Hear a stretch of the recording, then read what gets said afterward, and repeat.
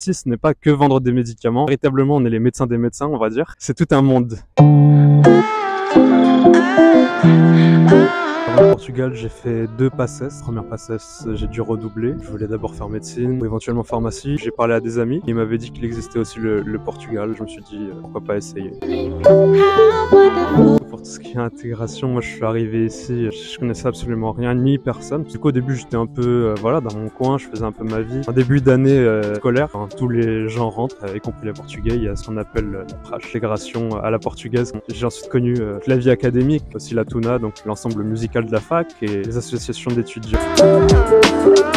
Première année, les cours sont en français. Ici, évidemment, on a des cours de langue. Réellement, la langue, comme je le dis et je le dirai toujours, ça s'apprend avec les personnes et du coup, faut pas hésiter à aller parler aux gens, à s'intégrer, à rentrer dans les associations. C'est comme ça qu'on apprend vraiment le portugais de tous les jours. Les soirées, ça aide beaucoup à rapprocher les relations franco-portugaises.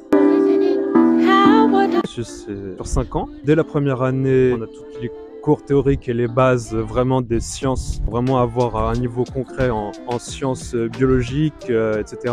Mais on commence le laboratoire à partir du second semestre avec quelques matières comme l'hématologie, donc l'étude du sang, l'immunologie, puis même on commence déjà à avoir quelques sciences un peu médicales avec la physiologie par exemple, ainsi que les sciences un peu plus fondamentales comme la chimie organique, etc.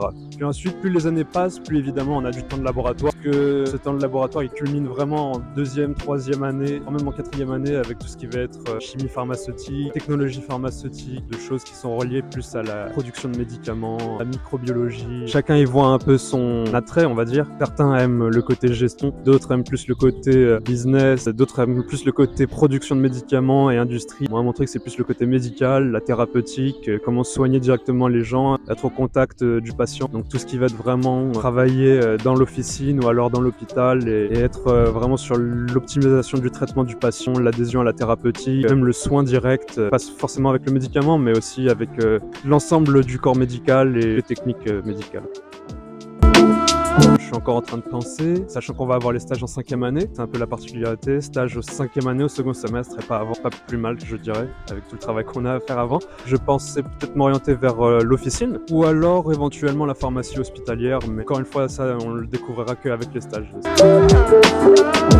Les stages sont en 5e année, au second semestre. Jusqu'en 5e année, premier semestre, on a encore pas mal de cours théoriques. Là, au second semestre, c'est réservé uniquement aux stages. D'après ce que je sais, c'est 3 mois à l'officine, 2 mois à l'hôpital. Ça m'étonnerait pas qu'on puisse les faire un peu à l'étranger. Je sais que j'ai une amie qui l'a fait en Angleterre, stage à l'hôpital.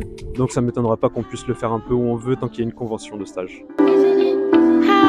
En dehors du fameux travail de pharmacien d'officine que tout le monde connaît et qui serait parfois malencontreusement assimilé à épicier des médicaments, aussi le travail à l'hôpital, donc en jonction avec les médecins, avec les infirmiers, donc permet d'optimiser le traitement du patient, de savoir ce qu'il y a de mieux, et véritablement on est les médecins des médecins on va dire. Et aussi l'industrie, production, délivrance des médicaments vers les officines, pharmacie de diagnostic, aussi bien sur les maladies génétiques que les maladies infectieuses, donc au laboratoire, on va travailler avec la microbiologie pour déterminer quelle maladie pourrait avoir un patient, ou même avec le sang, avec l'immunologie, et encore plein d'autres. Il y a aussi le travail administratif à l'ordre des pharmaciens, la haute autorité de santé et ce genre de choses. Donc vraiment la pharmacie ce n'est pas que vendre des médicaments ou vendre du dentifrice et des préservatifs, c'est bien plus que ça, c'est tout un monde, il faut juste s'y intéresser.